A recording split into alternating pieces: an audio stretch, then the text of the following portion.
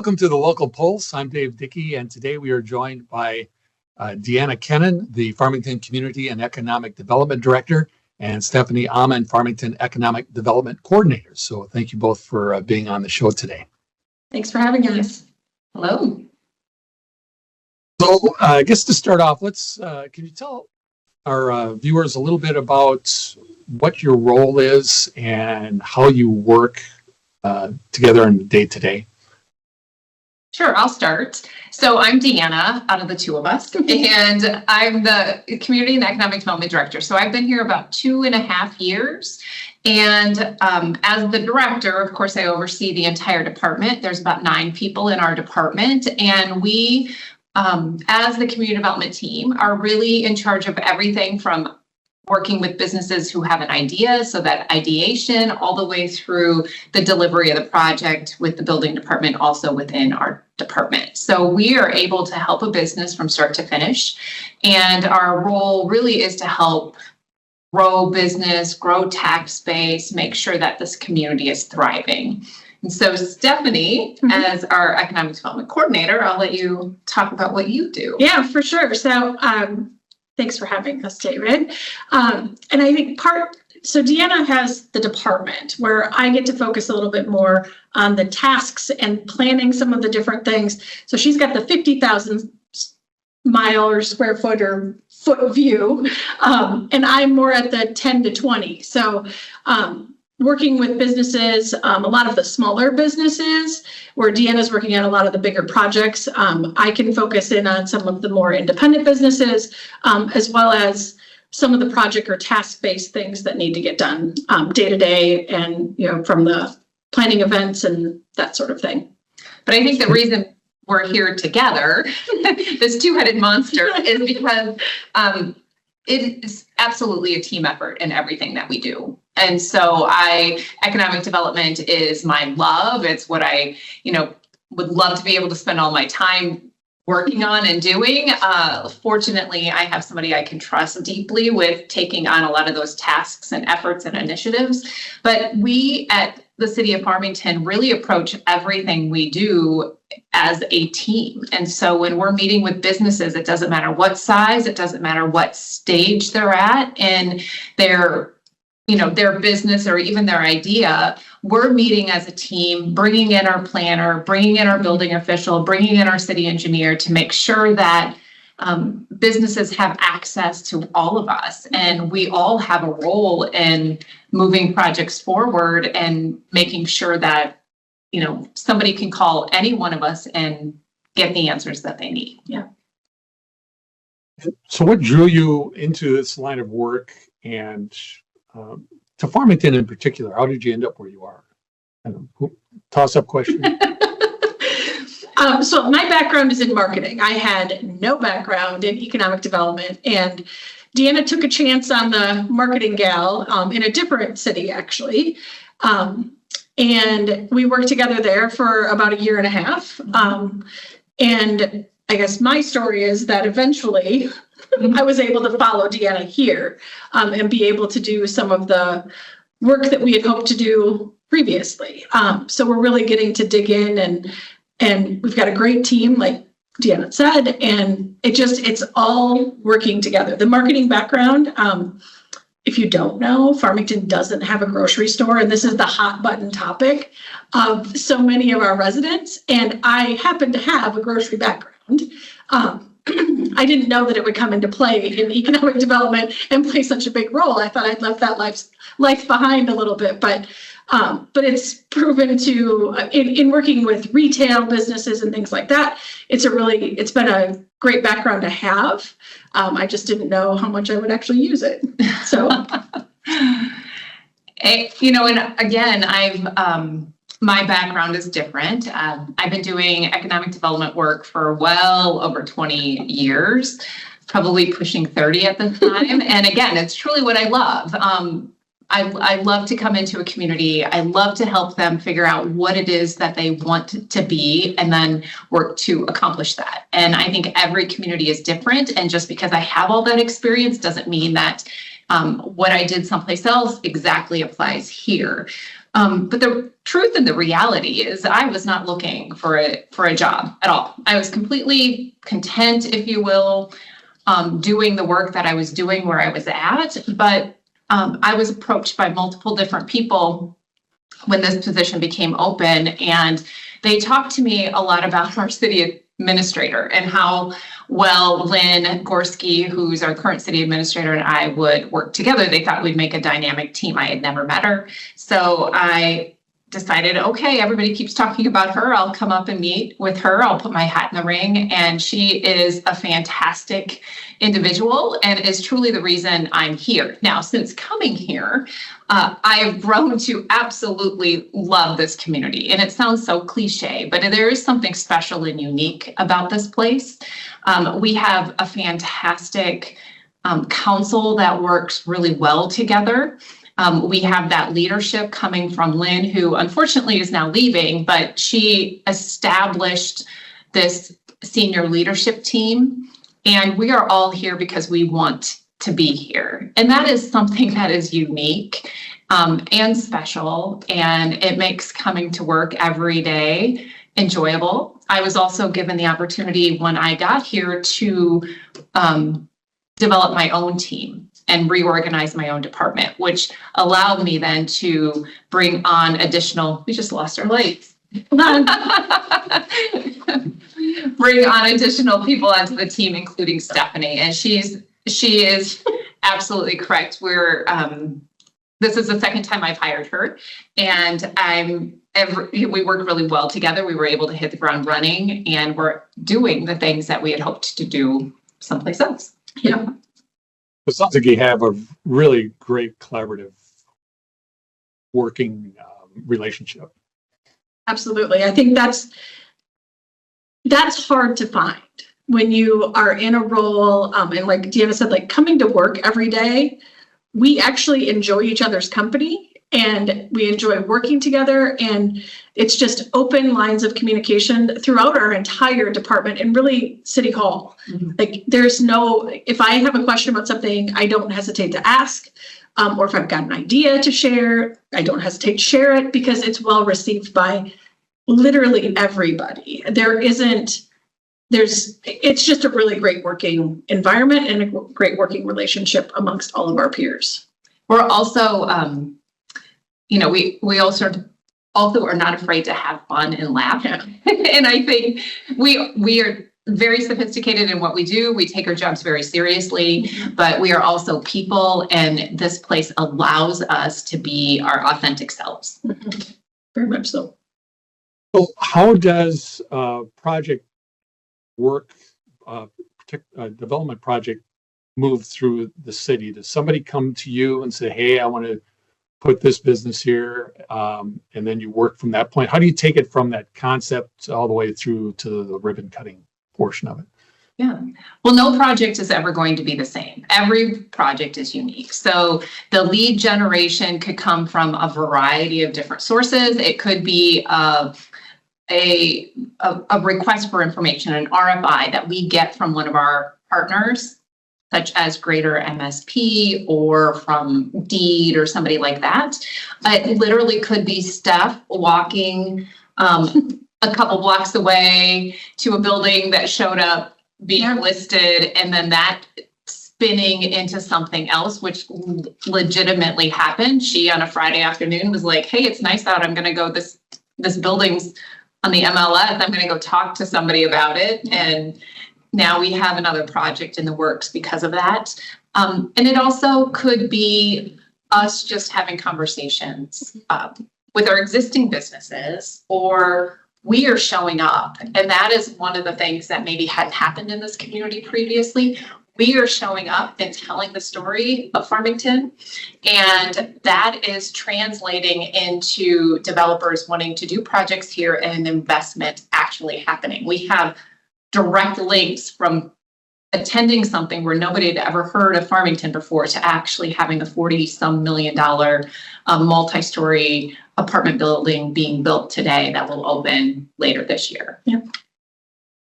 Are there any, you mentioned the apartment, are there any other development projects right now happening in the city? Yeah, quite a few things. I think last year was probably a big year for this community. We actually had over 600 acres of land that went through environmental processes, so it moves them up through the scale of shovel readiness. And there is a 300-acre area, a little over 300 acres, that has received all of its entitlements to be a data center, a master planned data center campus. And so that is a big project that we've been working on. We hope that master plan converts into actual projects, or an actual project in the future. But right now, we've definitely worked with them through that entire process to get those approvals. Once you get some of that building momentum going, how do you sustain that? Is it just kind of, I don't want to say luck, but is there a process to kind of keep those coals, that fire stoked up for people to come to Farmington? Oh, I mean, absolutely. I mean, we don't stop the work and stop telling the story. The story may slightly change. We may no longer be unexpectedly bold, which is our economic development tagline. Mm-hmm.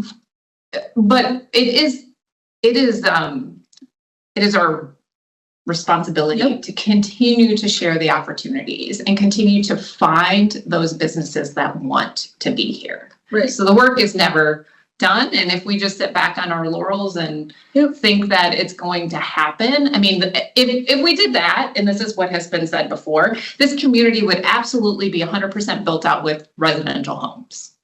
But that doesn't work from a tax base perspective and balancing that tax base. So we have to continue to make sure we're telling that story and, converting ideas into projects. Well, and at a very basic level, when we meet with folks, we continue to follow up with them. If there's interest, we don't stop until they say stop. I guess that's one thing that has led to more conversations about what's next.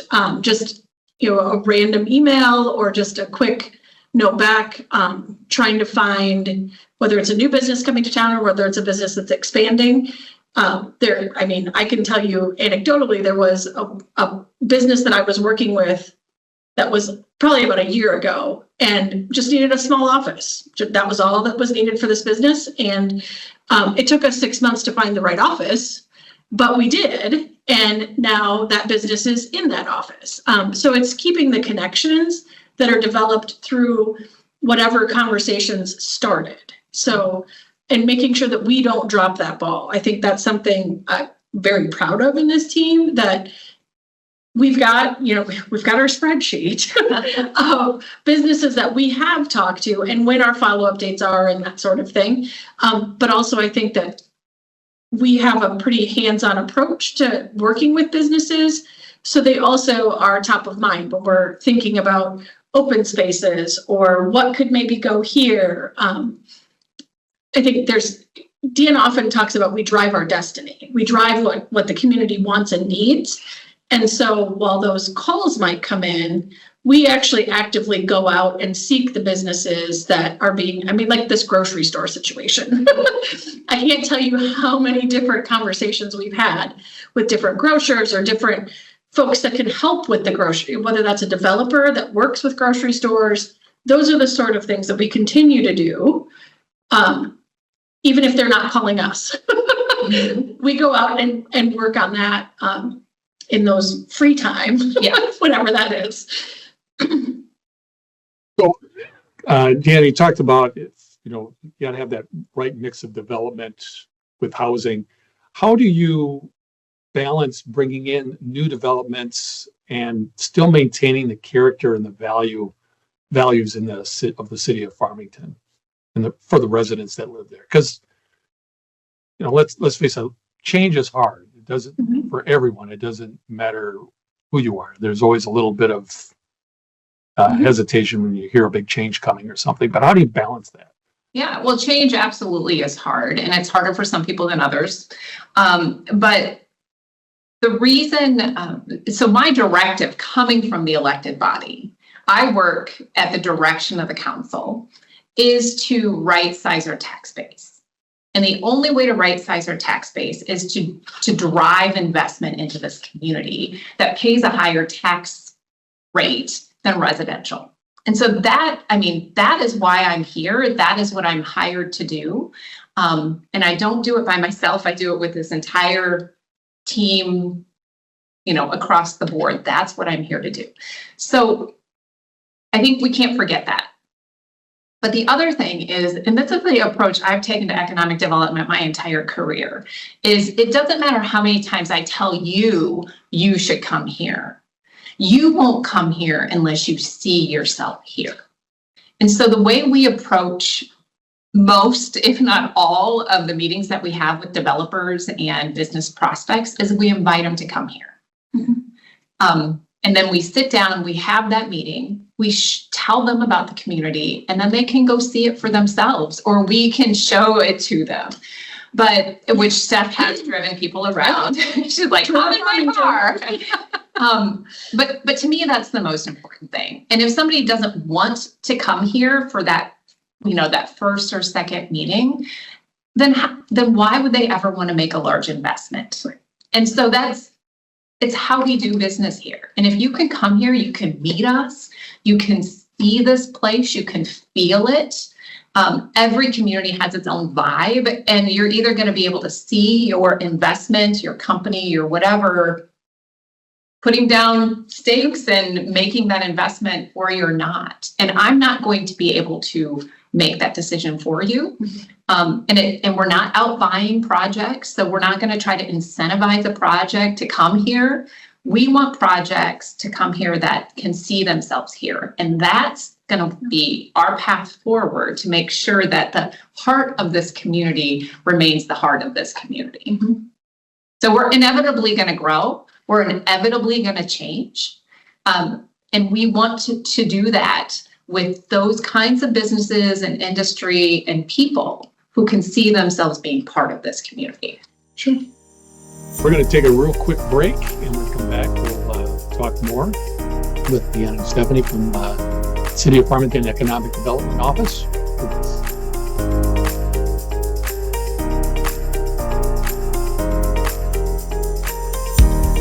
The Command IQ app helps me manage the Wi-Fi in every room of the house however I want. My husband used to have abs, but now he just has flabs.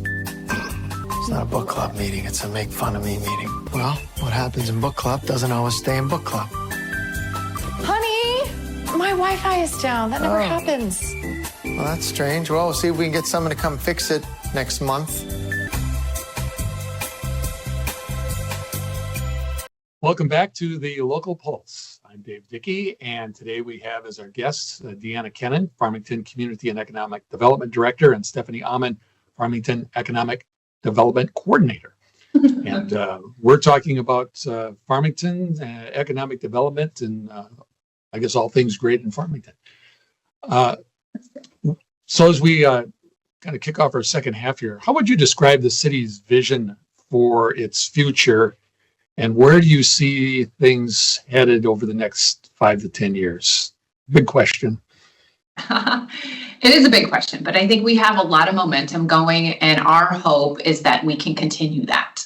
And so when I first got here, the city was looking at updating its comprehensive plan off cycle, which is something that we're required to do, but this off cycle update was voluntary. And the reason we were updating it was because we acquired some additional land. But we said, let's pause this for a minute, and before we go through this process, let's have input from the community to figure out what the community vision is. And through that process, it was very clear that people like the nice things that they get here in Farmington. Mm-hmm. They love our trails, all of our parks, all of those good things that make a community, the quality of life that comes with a community. And they, want to keep their taxes low. And so and they want it connected. And so the things that we're looking for in this vision moving forward is that we do attract industries and businesses that fit into the community, that provide that tax base and help us balance that tax base, provide opportunity. And opportunity can look a lot of different ways, but then also that we have a community that continues to be connected. So that's in the background of what we are doing. And it's a big puzzle. It's absolutely a big puzzle. So Steph has talked about this grocery store, which we hear about all the time. And what are some of the things that we need in order to attract that grocery store? We needed more rooftops, more disposable income. We needed to have more housing, but of a different kind. So that was one of the pieces of the puzzle. So we focused on getting some more traditional multifamily. We were successful in that and have two brand new projects, which were the first in 30 years. We also are looking at what that commercial core looks like and what do we need that way. We are, looking at attracting those businesses. And so 5 to 10 years from now, we're excited about what that is. There's momentum going and starting, and our role is to continue that and do what we can to drive that investment that's coming here and really be proactive in determining the future of this community, not just reactive. Right. So is there a recent success story you have, maybe a project or a partnership that kind of highlights what you're trying to accomplish that you just talked about? Well, two come to mind, and maybe each one of us can talk about it. The Rye, which is an apartment project, and then 701 and what that's led to from the partnership process. So the Rye is 168 unit. Am I correct in that? Yes. They laugh at me because I 60-ish unit apartment project. And it's something that I do want to highlight because this is a project that literally happened because Steph and I showed up. We were at an event and this developer came out and was like, Farmington, like, where's Farmington? I've never heard of you. What are you? Who are you? Why are you here? Kind of thing. We started a conversation and that led to a visit and that led to more conversations. And that happened in June. By December, this company was presenting a $40 million investment to our city council. And that project is now, and it went through some tweaks, it got better based on some input from our city council. That is under construction and planning to open late this year. And that was simply because we showed up and had a conversation. And I'm really proud of that. Now, it also took helping educate our city council to understand what it takes to make development happen. That project, multifamily, almost always will need some level of public incentive, public support.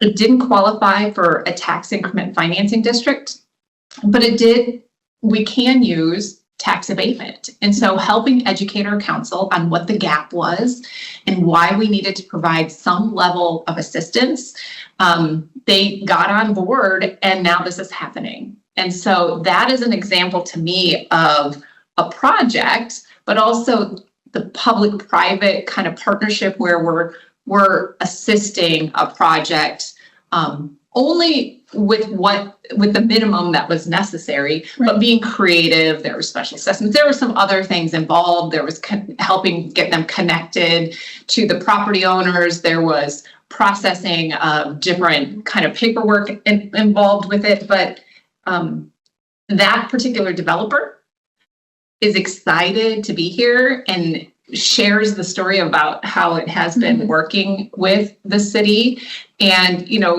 is just thrilled that their project that they're partners with the city and that the project is nearing completion. I think that's a really great example, but then I think yours was 701 and that relationship that's been built. Well, and Deanna spoke a little bit about this at the beginning. It was just a random Friday afternoon, and we have businesses that are constantly looking for whether it's an upscale or whether it's a they're expanding or just a new business. And there was a lease that came up on the MLS. I'm like, well, I should know a little bit more about this. And that broker was willing to meet me at the building, and we walked through, and it wasn't the right fit for for the businesses I had been working with, but it allowed me to see what was in it.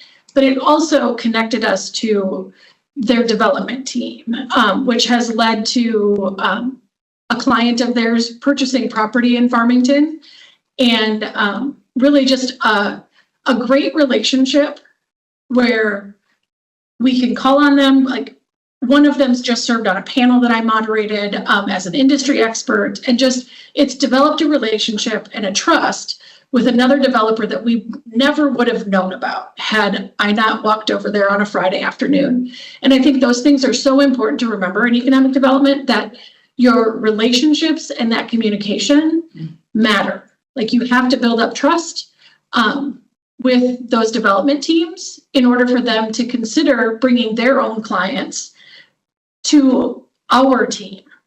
And that's what they do. We've been able to sit down with a couple of their clients now and talk about projects and really understand what the next is for these clients and for this developer. And they're excited to be here as well. And they serve the metro, but for whatever reason, we know why, but I think they didn't know why at the time, why Farmington. And I hope soon we can share their story, but we're not quite there yet. With the current economic times that we're in, these businesses are holding off just a second to see what will happen before they actually put some shovels in the ground. So we're hopeful in the next 6 months or so that they'll make that final decision. But that's also not uncommon. Those economic development is a marathon, is, the cliche that's out there. And it truly, it's unusual for the project like what I talked about, the Yellow Tree project, right? It's unusual for a project to turn around that quickly. Yeah, for sure. It is much more common for it to take time to building that relationship. A lot of things have to align. Yes. The planets have to align in so many different ways. And so that's not uncommon. And the fact that staff has been able to create that relationship will only benefit this community. Yep. Well, looks like we are out of time, unfortunately. We're going to have to do this again because there's so much going on in Farmington, and I'd like to talk a little bit more about it. But I thank you both for your time today. We've been talking today with Deanna Kuennen and Stephanie Aman from the Farmington Economic Development Office. And thank you both for making time to talk to us today. Thanks for having us. Thank you. And we thank you for watching, and we'll see you next time here on